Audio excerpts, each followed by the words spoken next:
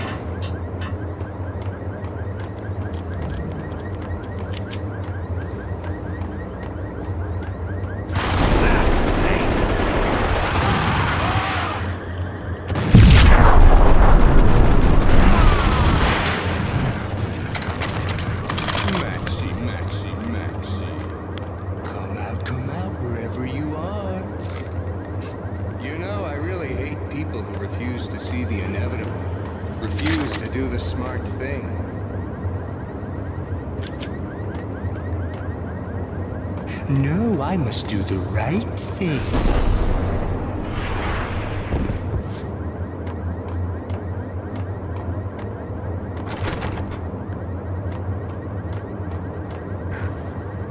I blame you. For a smart guy, you really can be stupid at times.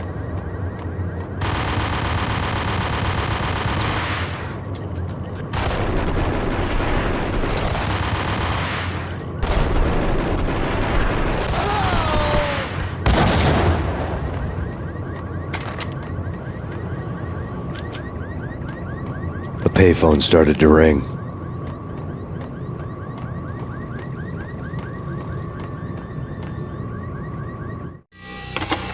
Yeah. Max Payne? Whatever does it for you. This is Alfred Woden. I can give you the name of your enemy. Come to the Asgard building presently. We are expecting you.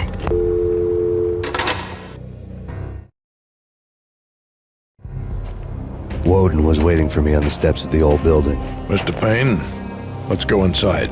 The others are anxious to begin. The others? Despite the general misconception, this building actually predates the City Hall by 2 years, thus being the oldest municipal building still in use here at the foot of the Brooklyn Bridge. No kidding. The old man played tour guide as he led me through a dark, domed hall. The answers I was after loomed large ahead. Mr. Payne, I would like to introduce you to my colleagues in what we call the Inner Circle. You've been watching too much X-Files. You have seen the files on Project Valhalla. We can fill the gaps, provide you with the information missing from those files. We were all involved in the early stages of the project during the Gulf War. What's the catch? We would very much like to blow this thing wide open, but our hands are tied. Her name is Nicole Horn. She was the key figure in Project Valhalla. When the funding was discontinued, she simply refused to quit. She knew exactly what she had in her hands.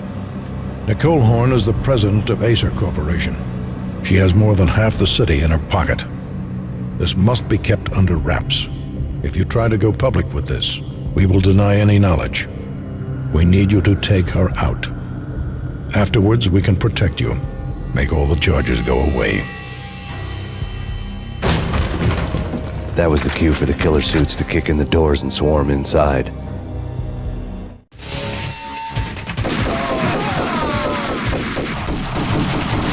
It was an impressive floor show, but I decided to leave early anyway. It was only a one-story fall. Lucky me.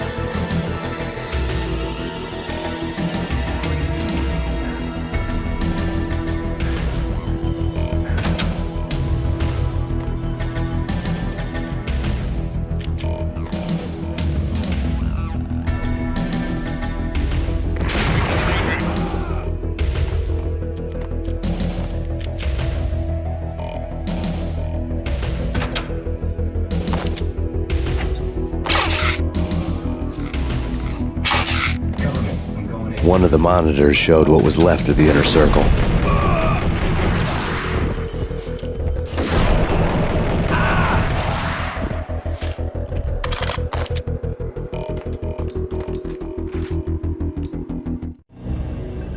On screen, the so-called corpse of Alfred Woden stood up, miraculously waking from his dirt nap, looking smug among his dead pals. In the land of the blind, the one-eyed man is king. I didn't know how he'd pulled it off, but it was a pretty slick way to get out of all his promises. Most of what he had said fit too well to be a load of crap.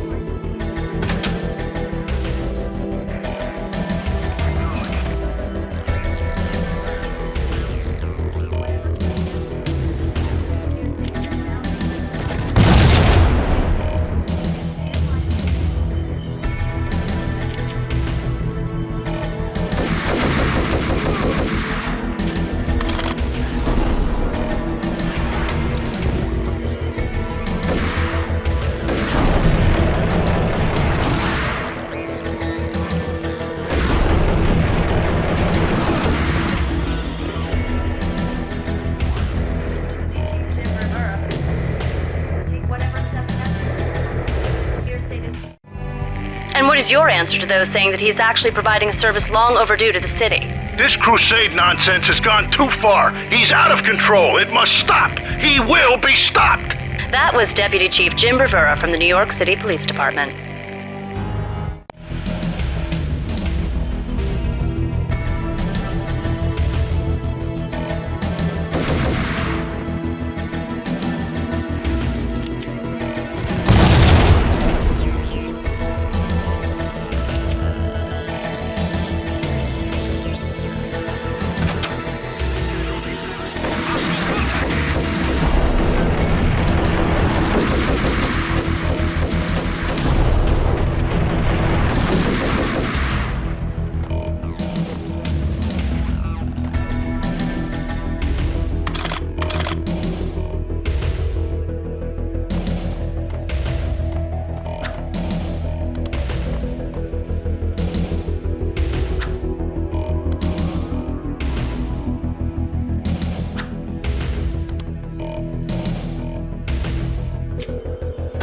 A videotape lay on the desk.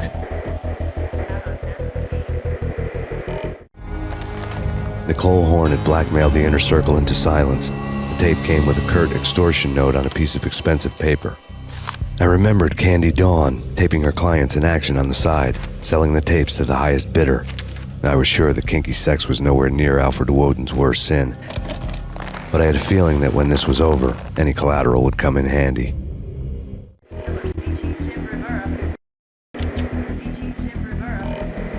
Woden had left me a present. Woden had taken care of my mission preps with military precision. The critical areas in the Acer Corporation headquarters blueprints were circled in red. The president's office was at the top of the building, right below her penthouse suite. The elevators were controlled by a security computer, part of the mainframe located underground below the building. The high-rise was sealed as tight as a sci-fi fortress.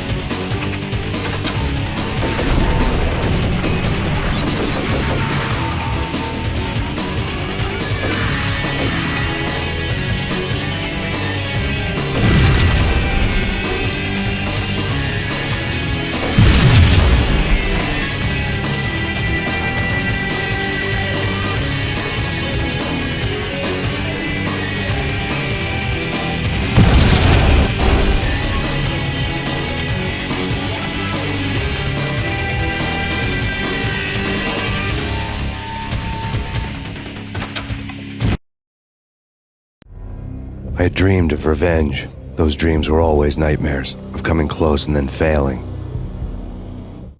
Now I was close. I had a name to guide me, Nicole Horn. I had nothing to lose. The inner circle had quite a track record.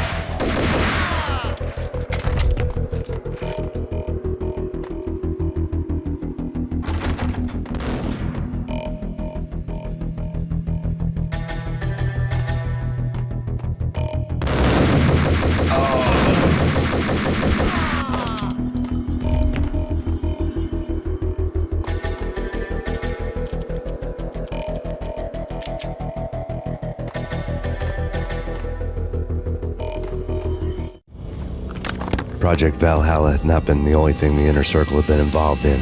There were rows of cabinets full of files. The Serpentine Secret Society went back a long way, always pulling strings from the shadows. I couldn't say I was sorry. Woden's move in some Byzantine power game had cut the Circle's membership roster to 1. The old man wanted me on cleanup duty. It was my mess, too.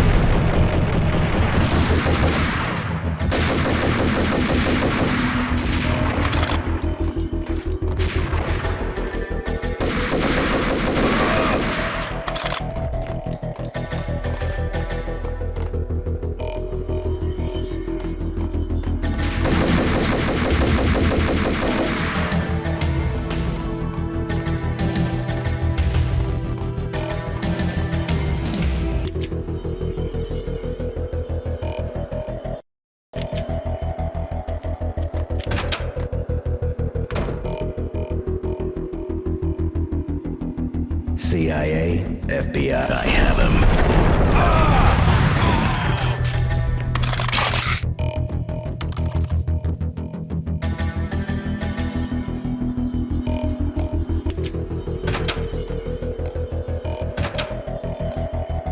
Take him down. Shoot to kill. Let's finish this.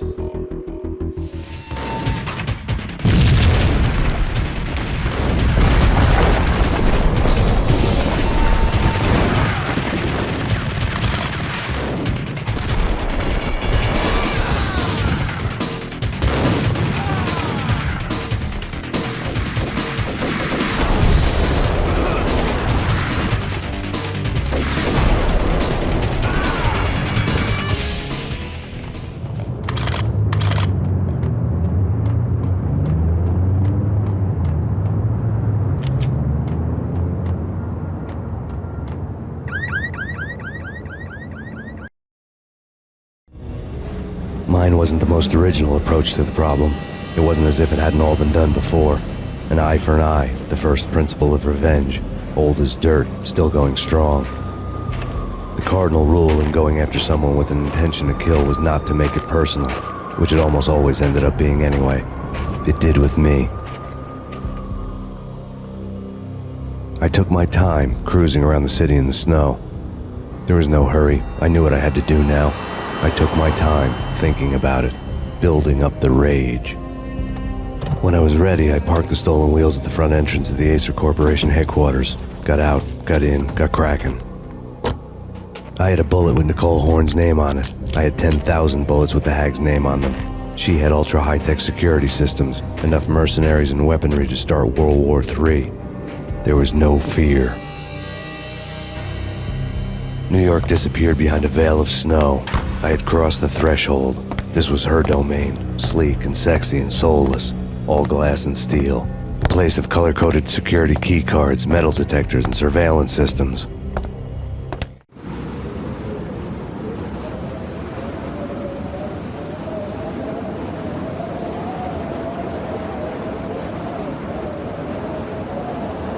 Colder than a walk-in fridge. Cold as a gun.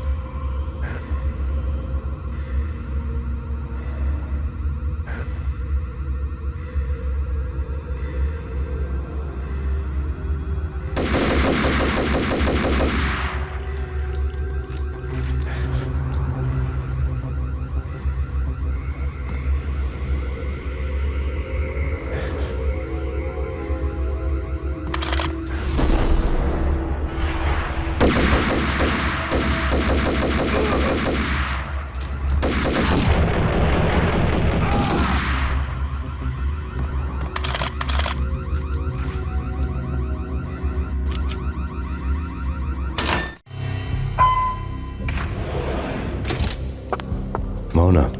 Looking good. Max, we gotta stop meeting like this. It will be a cold day in hell before I let a narc cop stop me. Miss Sachs, do your job. Relax, Max. You're a nice guy. I don't kill nice guys. You're not bad yourself. It was different when Horn wanted Punchinello dead, to cut her ties to the Mafia. He deserved to die. The same goes with her. She's the bad guy here. Her sister was whispering to her in my favor. I knew the appetites of ghosts intimately. They hungered for revenge. No! A gunshot boomed and she fell down in slow motion. She was a nice girl, not really a stone-cold killer. And now she was stone-cold dead. Like religious fanatics or loyal samurai, Horn's private army was coming at me. Contact. Request assistance.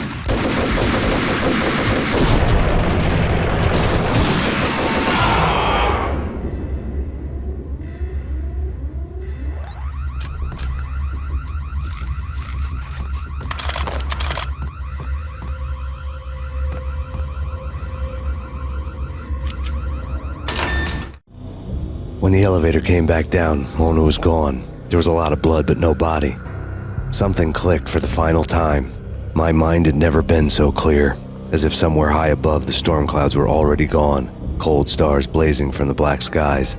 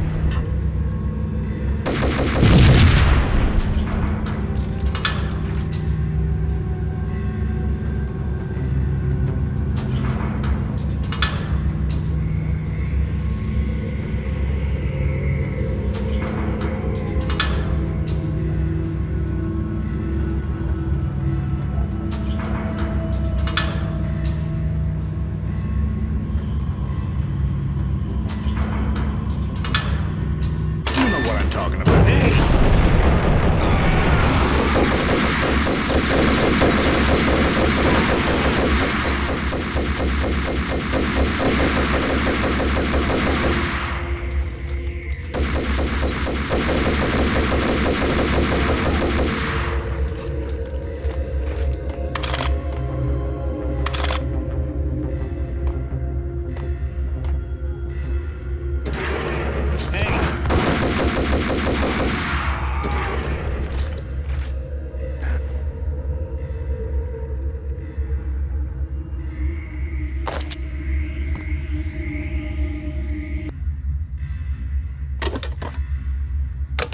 I had elevator access to the mainframe. From there, I'd be able to override the security locks and get to her office.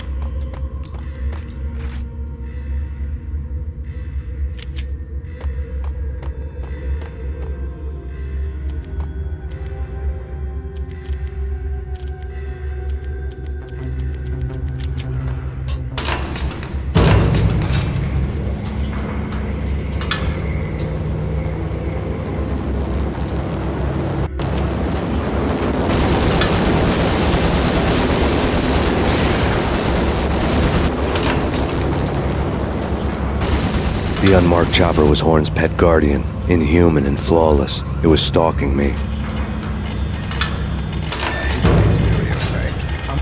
the bastard! Kill the bastard!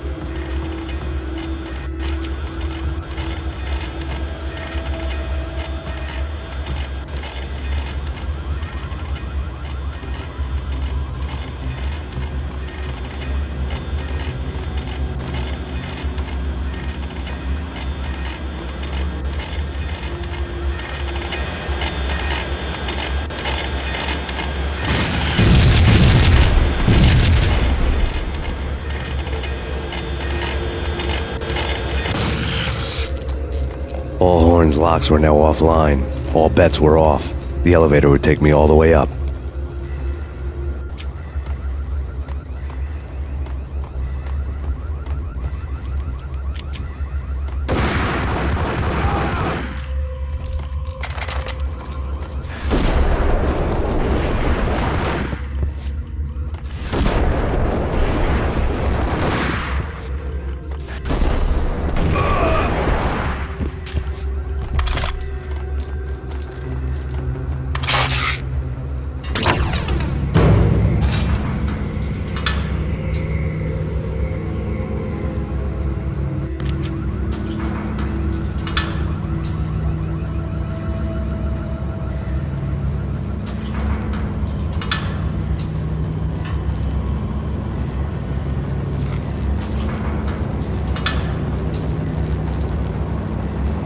Seen from this height, the night seemed to stretch on to eternity.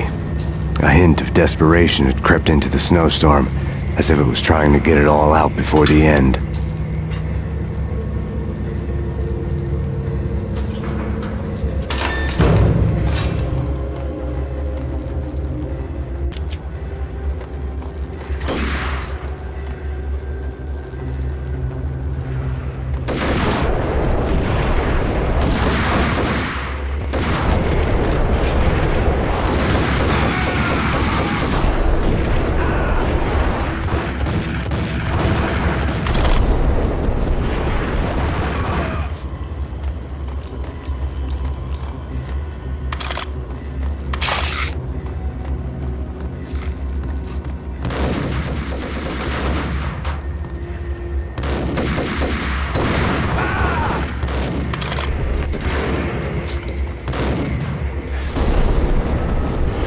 Horn's personal computer was on.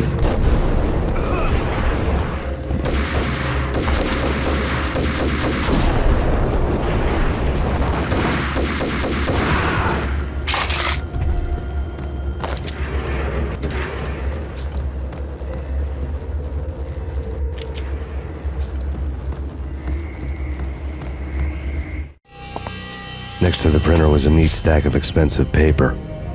Hacking through Horn's computer would have unearthed files of criminal plans, strategies for world domination, spy helicopter reports, illegal wiretap recordings, internet porno, all of the above.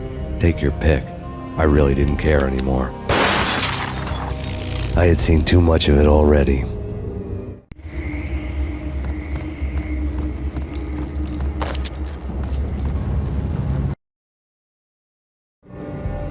Valkyr had been meant to be a white-winged maiden that would lift you to a warrior's heaven, but it turned out to be a one-way demon ride to hell. The devil was in the drug. I knew. I had met him.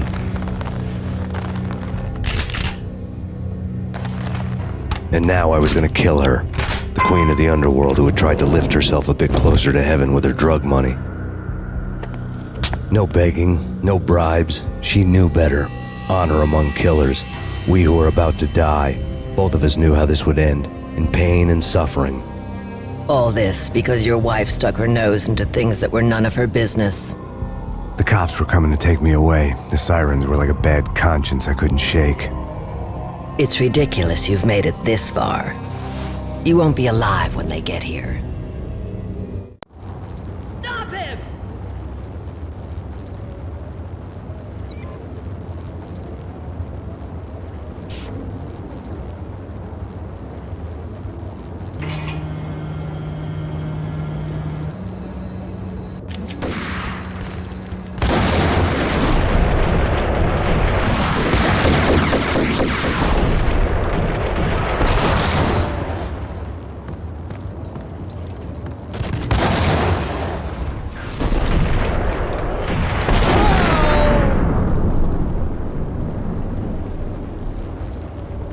The elevator lobby.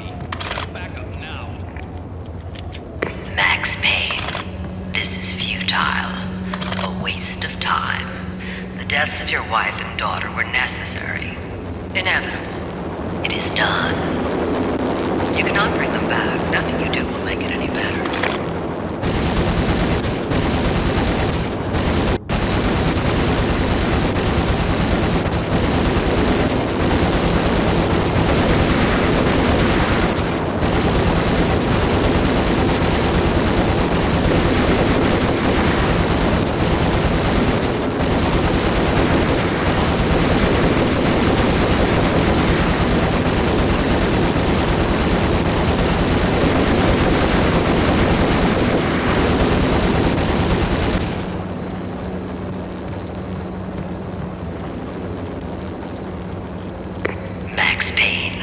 You are fighting a losing battle.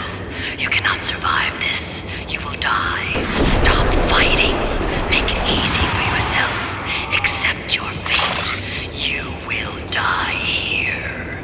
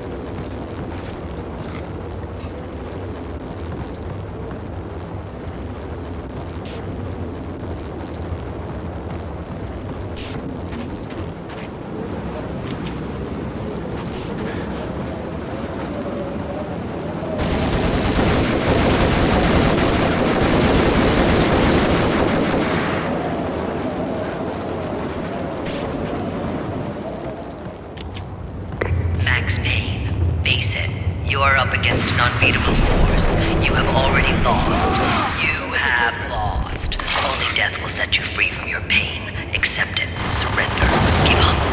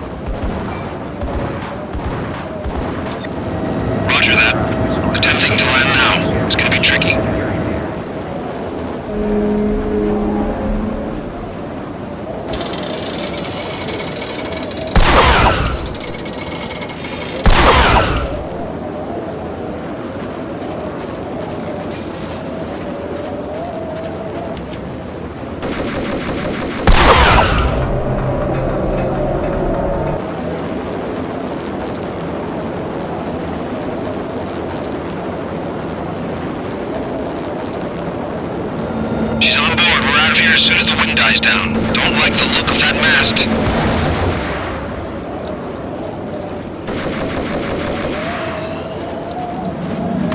Lift off in 1 minute.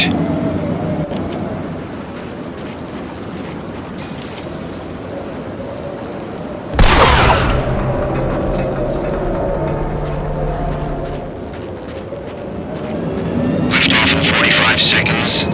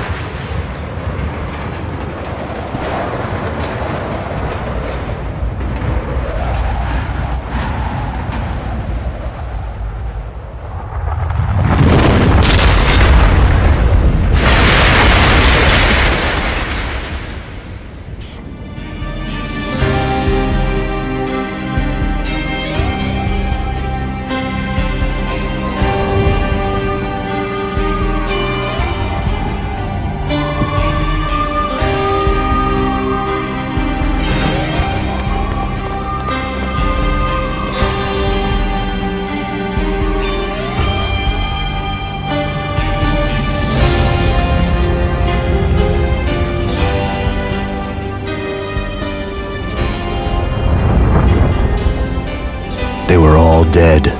The final gunshot was an exclamation mark to everything that had led to this point. I released my finger from the trigger.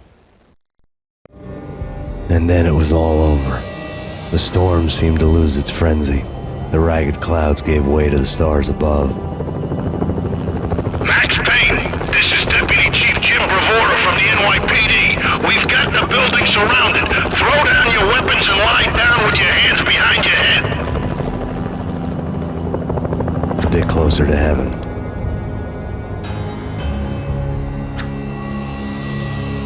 The cops' voices were distant and muted. Freeze! NYPD! Hold it right there! My ghosts released me from their haunting. Down below, New York City glittered like diamonds on black velvet. You gave us one hell of a ride. Take him down to Central Booking. You heard the man.